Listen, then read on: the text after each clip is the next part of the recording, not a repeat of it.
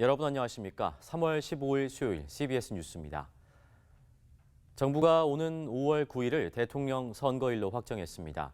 사상 초유의 장미 대선이라 불리는데요. 교계도 공명선거를 위해 활동을 시작했습니다. 천수연 기자의 보도입니다. 대통령 선거가 5월 9일로 확정됨에 따라 공명선거 운동 역시 본격 시작됐습니다. 기독교 윤리실천운동과 공의정치포럼 등 9개 단체가 연합해 공명선거 시민 네트워크 공선협을 발족했습니다. 공선협은 국회의사당 정론관에서 기자회견을 열고 투표 참여와 개표 참관 운동을 집중적으로 펼치기로 했습니다.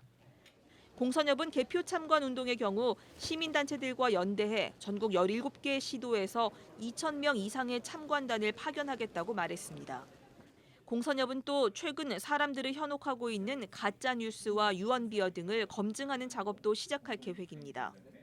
기자회견에 참석한 이만열 교수는 그동안 공명선거 운동을 열심히 해왔다면서 올해 대선에서도 불법 선거운동 감시에 적극 나서겠다고 말했습니다.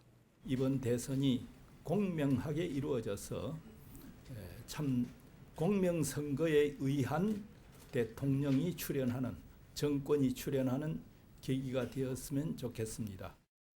정의평화기독교 대선행동도 대통령 탄핵이 끝이 아니라면서 적폐 청산을 위해서 이번 조기 대선이 공명정대하게 치러져야 한다고 강조했습니다. 특히 수구 기독교계를 향해 경고의 목소리를 높였습니다. 기독교 대선행동 측은 기자회견을 통해 지난 탄핵 정국에서 일부 대형 교회와 수구 기독교계가 기득권층에 편승했던 잘못을 지적하면서 검증되지 않은 가짜 뉴스를 퍼나르는 등 공명선거를 거스르는 행동을 하지 말라고 경고했습니다.